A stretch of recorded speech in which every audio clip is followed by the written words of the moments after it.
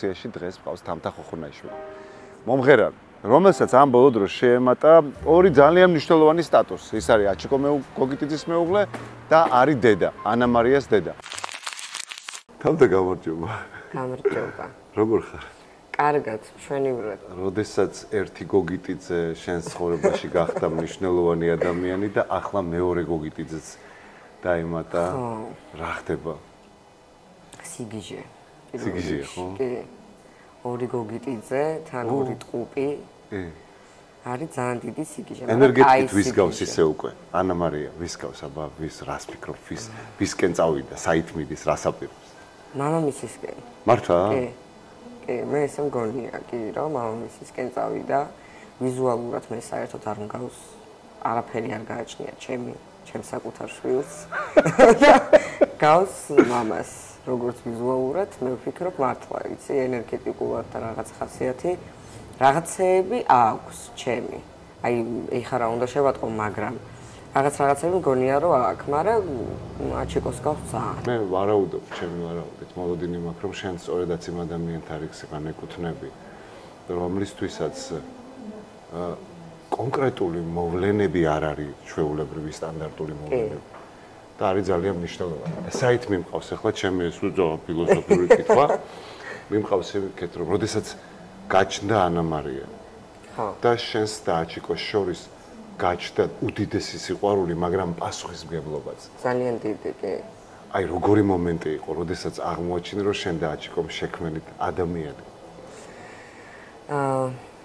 პირველ რიგში, აი, რო ამბობს ადამიანები, რომ აი დავინახე და მაშინვე მივხვდი როგორ მიყვარს და თავიდანვე რა თქმა უნდა ის როცა უკვე ურსულად ვიყავი და როცა ვიმშობიარე, თავიდანვე რა თქმა უნდა ვიცოდი რომ სიგიჟემდე მეყარებოდა, იმიტომ რომ შულზე არის საუბარი.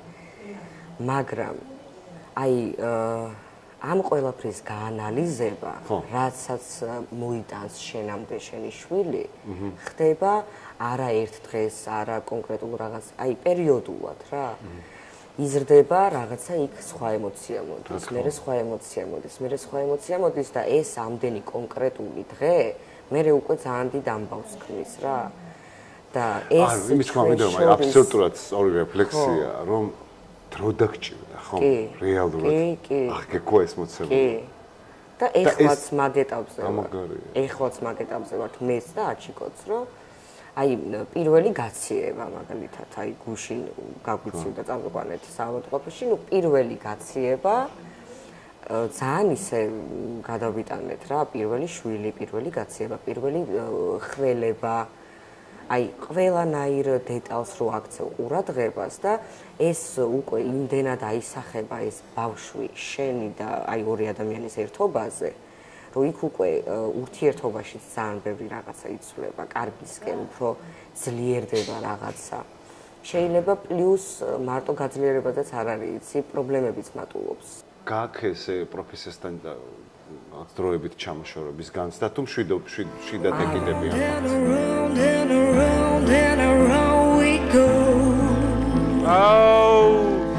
რა კარგი ხარ? Tell me love, you love. No really sure how I feel. შვიდად ხო? იმიტომ რომ ჩემი გადაწყვეტილება არის.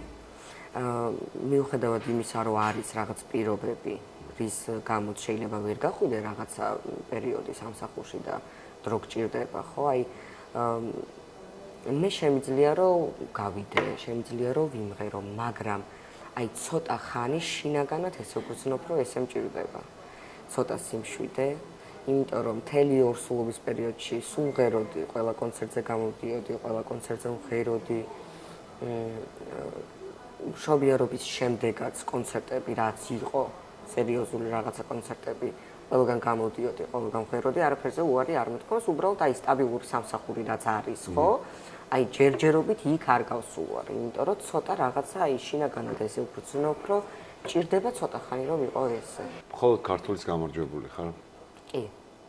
რა წახან საუბრობდით კიდეც, რომ ცოტა სხვა რამ არის მხოლოდ ქართული და პროექტებს შორის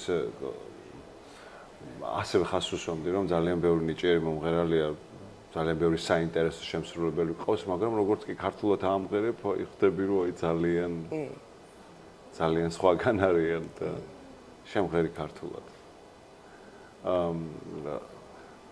საერთოდ მნიშვნელოვანია ნებისმიერ პროფესიაში გამოცდილების ხარისხი. კი. და გამოცდილების ძიება. ექსპერიმენტები, რომლებიც თლად ეკრანის წინ არ არის ასურველია მოხდეს, ხო? რაღაც შენთვისაც უნდა დაიტოვო რაღაც ლაბორატორიები, მაგრამ ეს შენი გამოცდილების ხარისხი შენივე შეფასებით როგორია? რამდენად კმაყოფილი ხარ შენ იმით რა გამოცდილებაც მიიღე ამა თუ იმ მოცემულობაში? არ ვიცი, მე მგონი სწორად დავსვიკითხო, ხო? კი. იმიტომ რომ ერთხელ მოდი პატარას კიდე დავამატებ, ერთხელ ჩემი მეგობრის ოჯახში ვიყავი სტუმრად და რაღაც საუბრობდით საქმიანობაზე და გამოვბრუნდა მამა ექიმი ყავს, ძალიან გამოცდილი ექიმი და ცნობილი ექიმი და კითხა ეს ზუსტად აი ესე აღარ გეშინია, ხო? და ვერავინ ვერ გაიგო რა იგულისხმა იმ წუთას მერაბმა.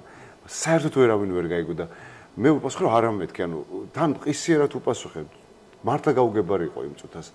სინამდვილეში სწორედაც ამ შენ საქმიანობაში სიმყარის განცდას გულისხმობდა. ძალიან სწორი კითხვა დაგისვა. ხო. კი.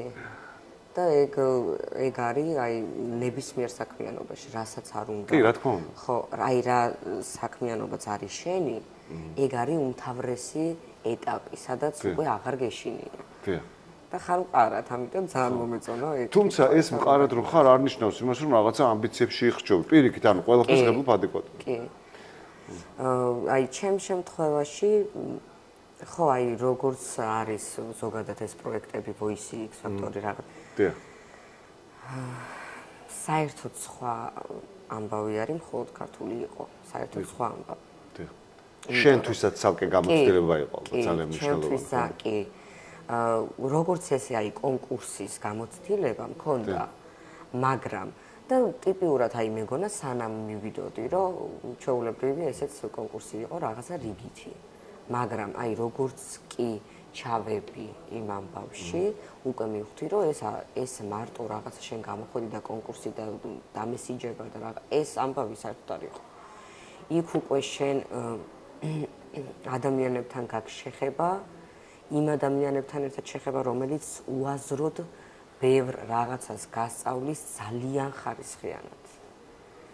პასუხისმგებლობის შეგრძნება არის უდიდეს დონეზე, რაც არ ყოფილა არც ერთ პროექტში მანამდე სადაც ვიყავ. მე თვითონაც ვერ ვუდგებოდი პასუხისმგებლიანად. ვაგვიანებდი ყველა რეპეტიციაზე. წინა პროექტებში. აქ არ არსებობს. ყოველთვის რაღაც მქონდა რაღაცა სასწაულად პასუხისმგებლობის გრძნობა ძალიან დიდი და პლუს გამოცდილება იყო ისეთი, რომ ისეთ სიმღერებთან და ისეთ მუსიკოსებთან და ისეთ სიტუაციებში გიწევდა ყოველდღიურად რეპეტიცია და ისეთ შემოქმედებას ეცნობოდი, რომ ეს არ იყო კონკურსი. რაღაც კოვერი, რაღაც კონკურსი არ იყო. აქ იყო გაცნობა სიმღერის, აქ იყო ამბავი. არ არსებობდა, რომ ჩვენ გვემღერა სიმღერა და არ გვესაუბროს ტექსტზე. ვიცი ახლა რასაც ყვები ხომ, ეს არის შემოქმედებითი პროცესი, რომელმაც დროში იცის ძალიან მონატრება. გენატრება ეს პროცესი? კი. სად იკლავ ხოლმე ამ ჟილს ახლა ბოლო პერიოდში თამთა რომ რა არის ქართულ სიმღერებში, როგორც კი აი მართლა მენატრება და რაღაც ხო, აი ეგრევე სიმღერა, საუბრები და აჩიკო მეხმარება ძალიან. რას ნიშნავს შენთვის პროფესიული ზრდა? ანუ რას ნიშნავს ეს? როგორ იზრდები შენ პროფესიონალურად? ოღონდ შენთვის აი შენ რო კმაყოფილი ხარ გამიხო რა?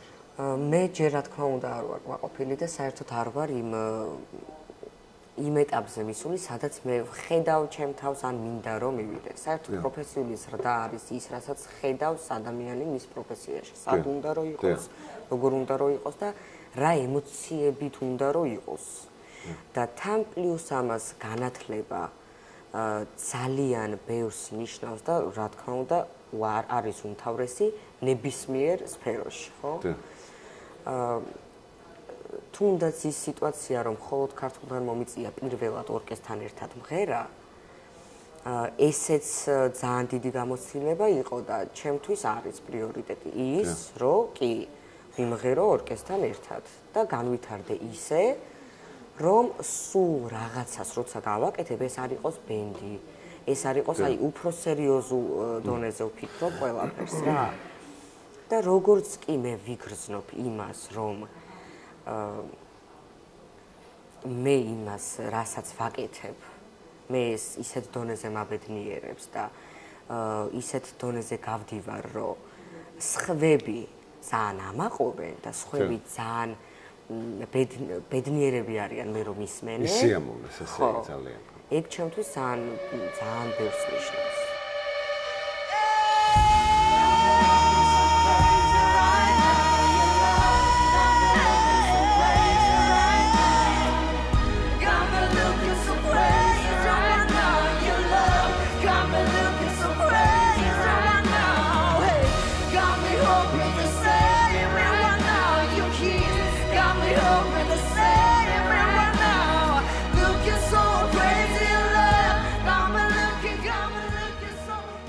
საერთოდ ამბობენ, რომ არსებობს ერთგვარი პოსტ-კონკურსული დეპრესია.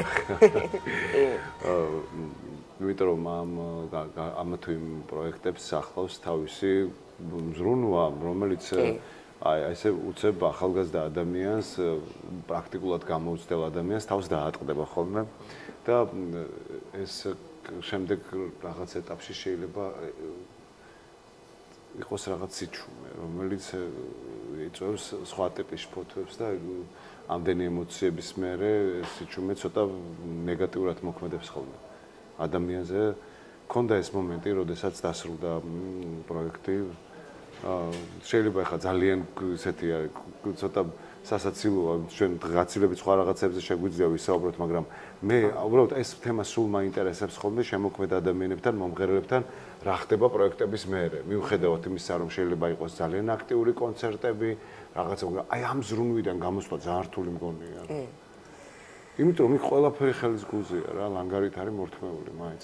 მიუხედავად იმისა, რომ ამას აბალანსებს იქ ნერვიულობა, სტრესები, ეს ძალიან რთული რამ არის, გამოდიხარ ამდენი ხალხის წინაშე, მაგრამ პლუს არის კომფორტიც. ხო, აი ნახე, მაგიტომ თქვი, რომ მხოლოდ ქართული იყოს სულ სხვა ამბავი, მივხვდი, იქ არ იყო კომფორტი. იქ კომფორტს იქმნიდი შენ. შენი ნერვიულობით. შენი რეპეტიციებით. კი. არაფერი არ ყოფილა ისე, რომ აი ყველა დეტალზე ნერვიულობდი. კომფორტი გექნებოდა მაშინ, როცა საქმეს გაართმევდი ისე თავს, როგორც იყო საჭირო.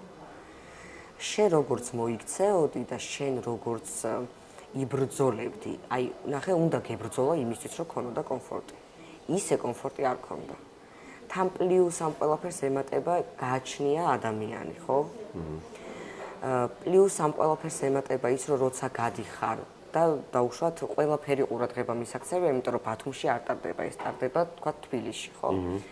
იქ ბინა, სადაც უნდა იცხოვრო. და დაუშვათ არ გაქვს ეს ბინა, ხო? შეიძლება მოგიწიოს საერთოდ ქუჩაში რამოდენიმე დღე დაძინება, იმიტომ რომ არ გაქვს დასასრული, შეიძლება გაქვს, მაგრამ იქ უკვე ის გერთვება, რომ მოდი არ შევაწუხებ იმ ადამიანს, იმიტომ რომ შენ სულ სხვა დღის გეგმა გაქვს. სულ სხვა საათები გაქვს შენი, აბა ის რეპეტიცია, ისა, მერე მაინც ახლა სულ ისე ხო ვერ გაატარებ, ვიღაცის შეწუხება გიწევს, მაინც იქ ერგები, ანუ ჩემს შემთხვევაში არც სახლის მხრივ არ ყოფილა კომფორტი. არც კონკრეტულად აი პროექტის მიმართ არ ყოფილა კომფორტი. მე თუ კი ბრძოლობდი, მერე უკვე მე ვიქმნიდი ჩემ კომფორტს ჩემი ბრძოლით. და ძალიან ბევრი ყურადღება მისაქცევი ამბავი იყო და პლუს ამ ყველაფერს ემატება რა თქმა უნდა ნერვიულობა, იმიტომ რომ არ იცი არ არსებობს კონცერტი, სადაც არ ვინერვიულებ, მიუხედავად იმისა, რომ რეპეტიციებზე ვიცი რას როგორ გავდივარ. გავდივარ სცენაზე და всё. აი იქ ყველაფერი აი დრო ჩერდება, გაქვს მარტო ის შეგრძნება, რომ ხარ შენ აბსოლუტურად შიშველი, აბსოლუტურად გულწრფელი, აი შენ ის ხალხი, რომელიც იცი იმას ვერასდროს ვერ გაიქცევი. შენ იცი, რომ იქ არის ხალხი და იცი, რომ ის ხალხი შენ გისმენს და ღმერთი. всё. აი ეს პროცესი რატო არის რთული, რომ ეს ყველა ემოცია, რომელიც ვიბრაციაზე, ხმაზე გამოდის და მე ვფიქრობ, რომ სხვადასხვა პროფესიებს შორის ერთ-ერთი სირთულე, ყველაზე მკაფიო სირთულე, რაც ახლავს შენს პროფესიას, ეს არის ის, რომ ემოციურად უნდა იყოს საოცარ განწყობაზე მუდმივად, იმიტომ რომ ვოკალზე ყველაზე მეტად შეიძლება მსახიობმა ითამაშოს რაღაც მომენტში, მოგატყუოს რა, ეს ასე ვთქვათ, განწყობა და შეფუთოს და მომღერალისთვის პირდაპირ ემოცია პირდაპირ ხმაში გამოდის და მოდი ძალიან კაია მიდია და არ მინდა რომ გავუშვათ ხელიდან და გავისეირნოთ. გავაგზავნოთ საუბარი. კი.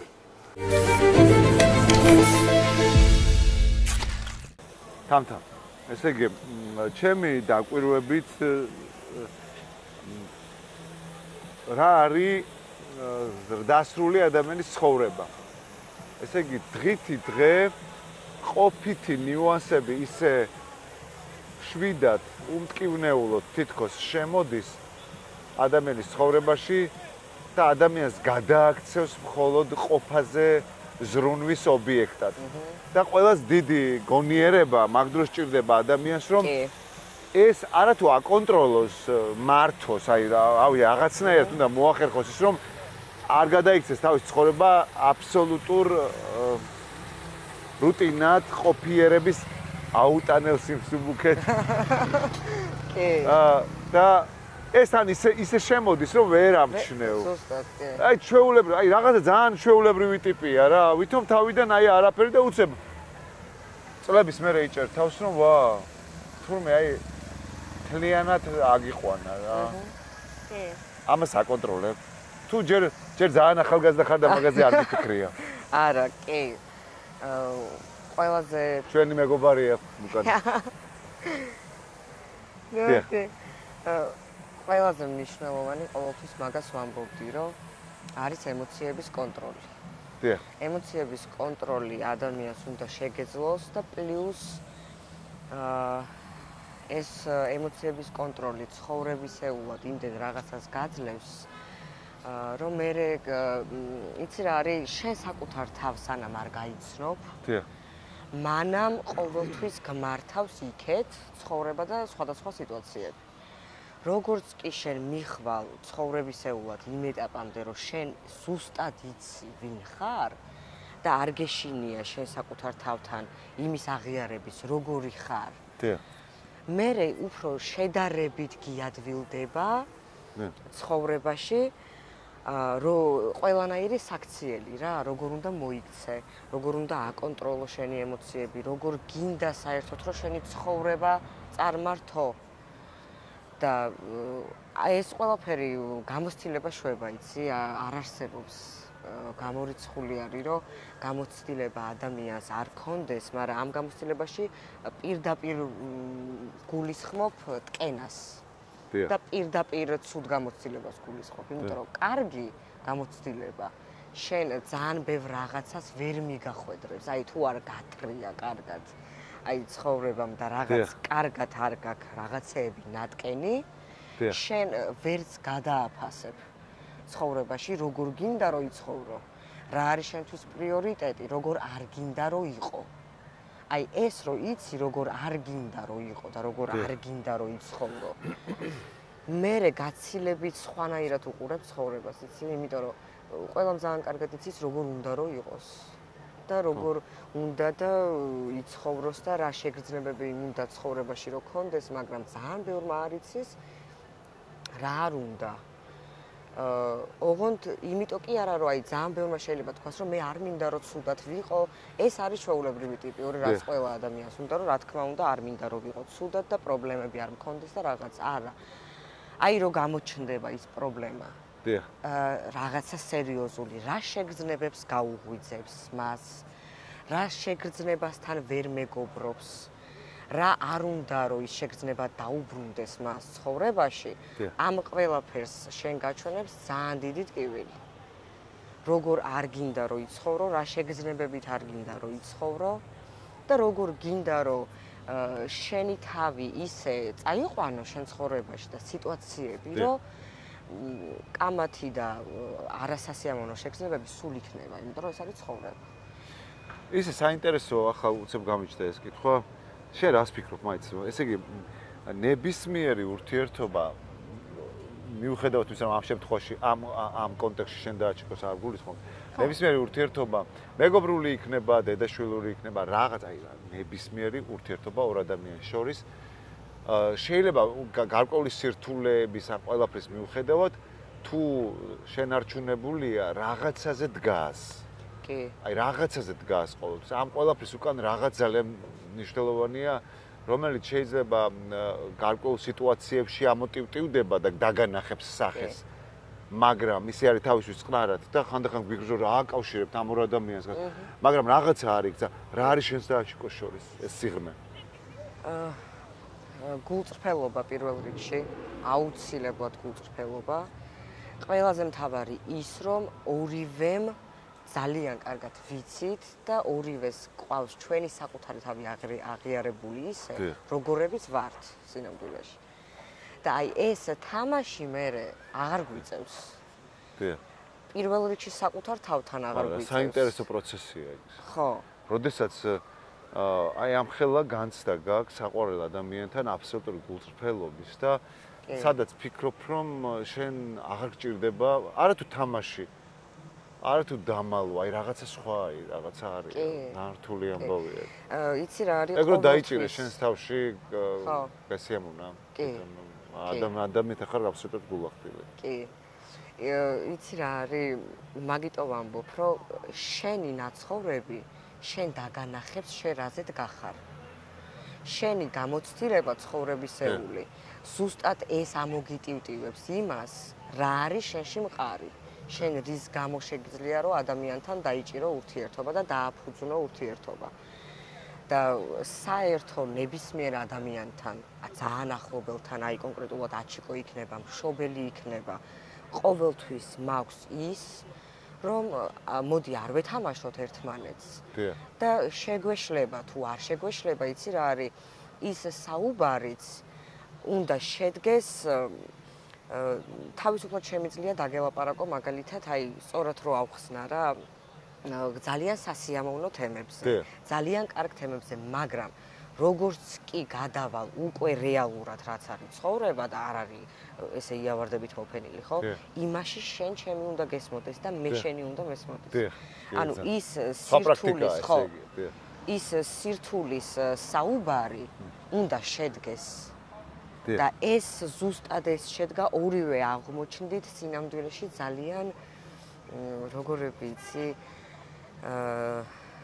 ნაცხოვრები, ოღონდ რთულად ნაცხოვრები და ისეთ დეტალებში გავუგეთ ზუსტად ერთმანეთს, რომ მე რაზეც ვაყენებ ურთიერთობას რა. საინტერესო არის თქვენი აი რასაც ახლა ხას უსვამ ესე მკაფიოთ და ამბობ აი რომ იცხოვრე შენ კონდე რეალურად ეს ყოველთვის უსვამს ხას ემოციებს. კი.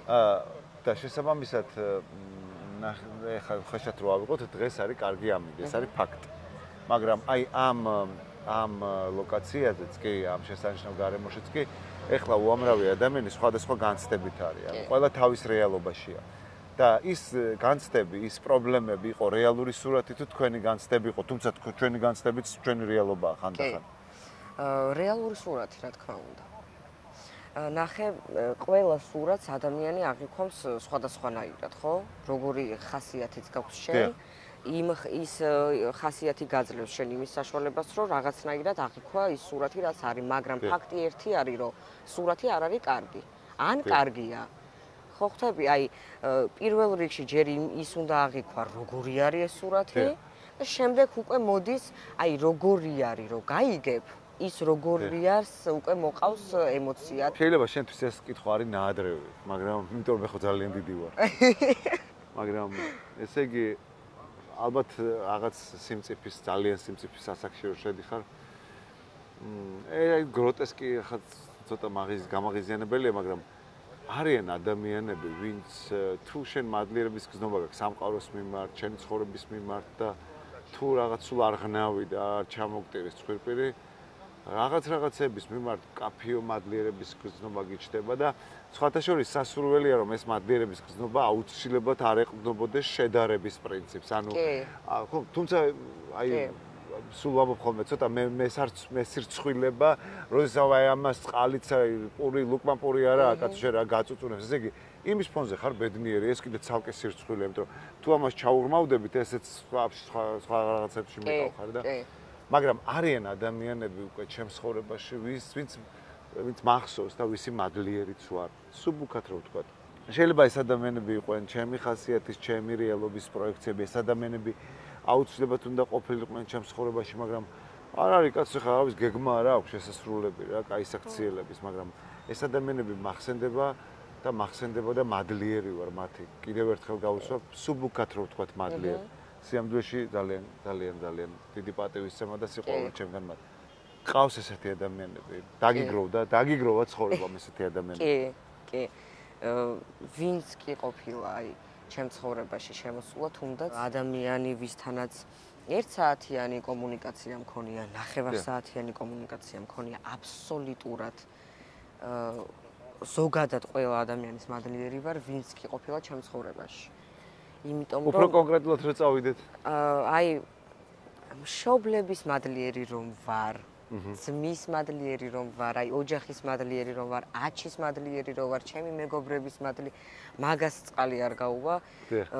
მადლობა ღმერთს რომ მართლა მაქვს იმის უნარი, რომ შემიძლია გამოვხატო ეს მადლიერება როგორც სიტყვით, ასევე ქცევით და ძალიან ბედნიერს მხთვის ეს ყველაფერი. და პლუს ამას აი ვინც კი ყოფილა ჩემ ცხოვრებაში თუნდაც ცუდი გაუკეთებია ან კარგი გაუკეთებია არასდროს გაკვეთილების მადლიერი ხო არასდროს ტყუილად არაფერი არ ხდება. ეს საინტერესო რა არის? აი ამ რთული გაკვეთილების, რთული განსაცდელების მადლიერი იმ წამსვე ხარ პროცესში თუ რო გადის შემდეგ? რო გადის შემდეგ. პროცესში ხარ რთულია. ხო. თავზე რო გაყრია ყველაფერი და მადლობა უხადო სამყაროს ამ განსაცდელზე. კი, ეგ ძალიან რთულია. რაღაც ძალიან ქრისტიანული თეზაა ეხლა რომ რაღაც ამ დროს მადლობა უფალო ამ განსაცდელისთვის. არა, რთულია. ეგ ძალიან რთულია, როცა მე მაგათ მოვიტყუებოდი ეგრე რომ მეთქვა. აუცილებლად. იმ დროს ისეთი ანჩხლი ვარ, შევჭამნების. კი, აუცილებლად, ხო, ეგ ყოველთვის ეგრე არის, იცი, ეგ ვინც არიან სხვათა შორის ეგეთი ადამიანები, იცი, ვინც ამბობენ, რომ მადლობა ღმერთო, რომ უარესი არ მოხდა და ეს მოხდა, მაგრამ ეს პროსტა სიტყვები არის. ხო, იცი, სხვათა შორის არ არის სიტყვები, ძალიან ბევრი ახერხებს ამას, უბრალოდ ეგ ჩემი არ არის. შემთხვევაში როგორ არის მეთქი მაგითო ხო, არც ჩემი არ არის ეგ ამბავი, იმიტომ რომ რო გადის იმ მომენტში საერთოდ ვერ ფიქრობ იმაზე, რომ მადლიერი უნდა ვიყო, თქვათ რაღაცა სიტუაციის. აი როგორც კი გადის ის სიტუაცია და მიგროვდება და მე უკვე ცხოვრება რაღაცას მახსენებს, მე მეუფლება მადლობის შეგრძნება რა.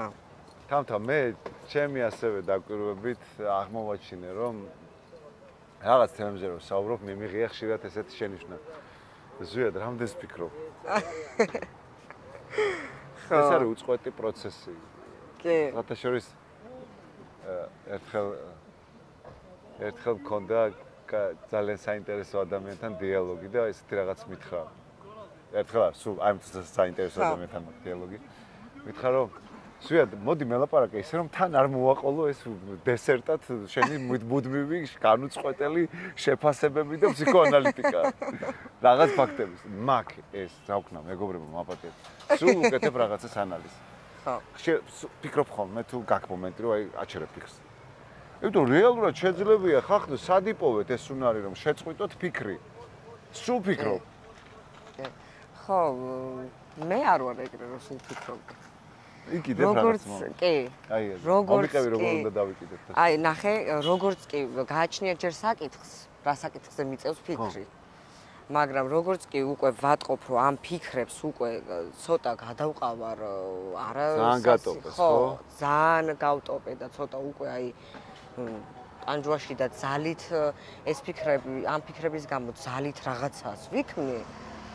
აი, მაგ დროს უკვე ვაჩერებ ფიქრს, იმიტომ რომ უბრალოდ მაგ დროს ფიქრი არაფრის მომცემი არ არის, გარდა იმისა, რომ შენ დაიტანჯები შენი ფიქრები. ხო, ლოგიკური გადაწყვეტილებაა და მაგარია რომ შენი ტვინი ემორჩილება ამ ლოგიკურ გადაწყვეტილებას მაგ დროს.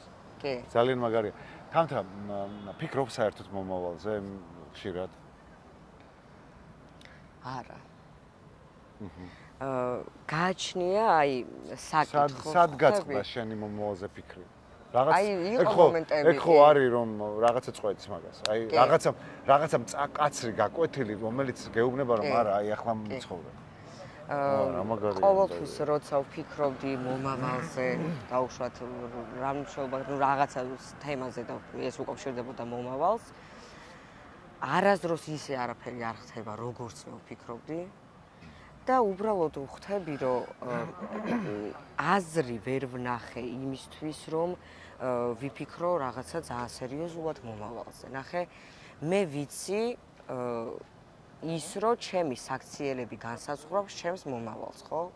მე როგორც მოვიქცევი და მე როგორც წავიყვან ჩემ ცხოვრებას, ზუსტად ისეთი მომავალი მექნება მე.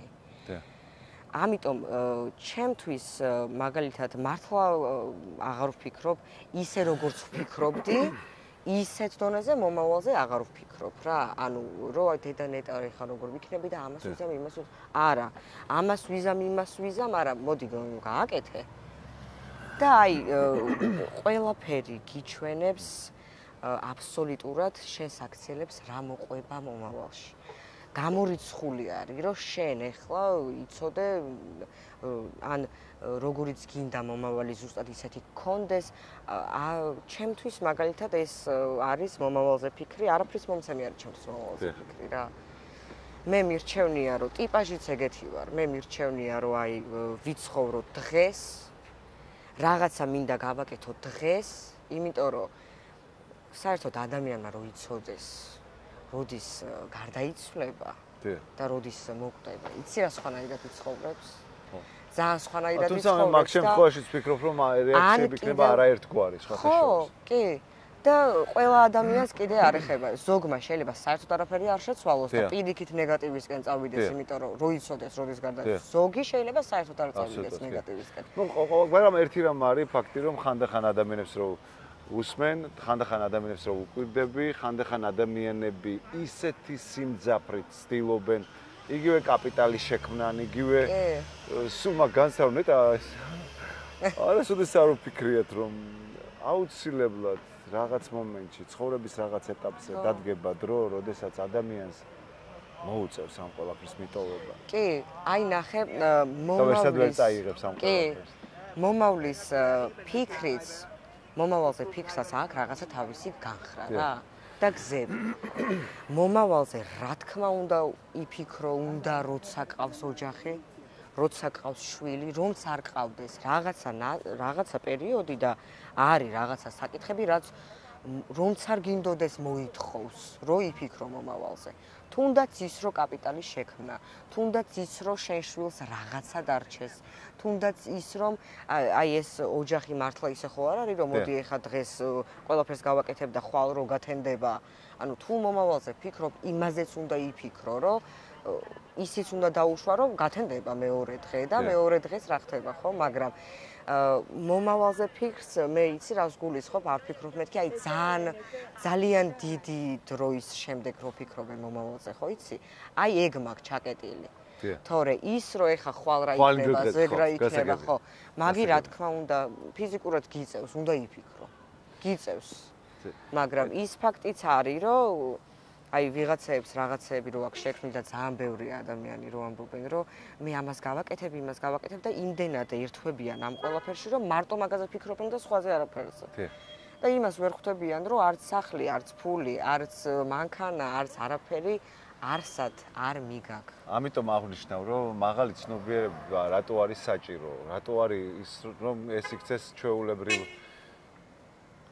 ასე ვთქვათ ჩვეულებრივ მოვლენად და არ იყოს ეს სანთლით საძებნი ჩვენ საზოგადოებაში მაღალი ცნობიერების ადამიანები. იმიტომ რომ მაღალი ცნობიერების ადამიანს უნარი აქვს დაგიტოვოს სივრცე, მაღალი ცნობიერების ადამიანს უნარი აქვს ჩახსნას დამოკიდებულებები, ახლა ძალიან ვარცხნი ამ თემას, მაგრამ ჩვენ მიუხედავად ყველაფრისა ადამიანებად ვრჩებით და ყველას რაღაც ძალიან მნიშვნელოვანი კომპონენტები გვაკავშირებს, ის რომ ყველას ასე თუ ისე გძინავს და გვაქვს სურვილი, ის რომ ყოველდღიურად მივირთვევთ გემრიელ თუ ნაკლებად გემრიელ კერძებს, მაგრამ მაინც მეტნაკლებად მაღალი ცნობიერების ადამიანი ბუნებასთან კარგ ჰარმონიაშია და უფრო ეკოლოგიურია. მე ვფიქრობ, რომ დღეს შენი სახით სწორედ ასეთი ადამიანი მყავდა გადაცემაში და მე გულწრფელად გისურვებ ცხოვრებით ტკბობას. მე დარწმუნებული ვარ, რომ შენ და აჭიკო სულ მისცემთ ერთმანეთს სივრცის. გაუტოვებთ ერთმანეთს სივრცეს და ხშირად ვამბობ ხოლმე, რომ ვერ კონტაქტობ მეგობრებთან, რომლებიც ოჯახებს შექმნიან და აი რაღაცა ამ ოჯახის სიმძიმით რომ გამოდიან. არა, ჩვენ უნდა დავრჩეთ ადამიანებად. ნებისმიერი გამოწვევის და სირთულის მიუხედავად თამთა, ხო? კი. მიუხედავად იმისა, რომ როგორც წაღან აღვნიშნე, ძალიან ხშირად ეს ყოველდღიური რუტინა ძალიან გეკაჩება მისკენ, აი მამა ძაღლი ვინმე, აი ძალიან გეკაჩება. მაგრამ უნდა გაუმკლავდეთ ამაშია ჩვენ. როდესაც მეგობართან დაჯდები და ეს ხურჯინი, რომელიც მას აკიდა ცხოვრება თვითონ თავის პასუხი, ეს რო არ იგრძნობა ძალიან მაგარია. კი. ჩემს თომარი ყო თამთა ხოხნაიშვილი. ძალიან დიდი მადლობა. საოცარი გოგო. ნახვამდის. ნახვამდის.